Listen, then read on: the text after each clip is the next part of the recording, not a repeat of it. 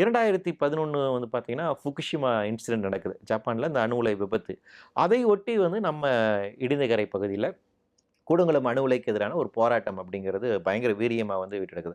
அப்போ அந்த போராட்டத்தினுடைய நியாயங்கள் நாங்க வந்து புரிந்து கொள்கிறோம். அப்போ அணு உலை அப்படிங்கிறது மனித சமூகத்திற்கு எதிரான ஒரு விஷயம். அது அணு உலையாக இருக்கட்டும், அணு குண்டாக இருக்கட்டும். இது 2மே வந்து ஒட்டுமொத்த மனித சமூகத்தையே அழித்துவிடும். ஸோ ஐன்ஸ்டைன் அண்ட் ரசலினுடைய அந்த டிக்ளரேஷன் இருக்குங்களா? அணு ஆயுதங்கள் இல்லாத ஒரு உலகத்தை படைக்க வேண்டும், அமைதியான ஒரு உலகத்தை உண்டாக்க வேண்டும் அப்படிங்கிற அந்த கோட்பாட்டினுடைய அடிப்படையில இருந்து சூழல் சார்ந்து இதுக்கு என்னென்ன பிரச்சனை இருக்கும்?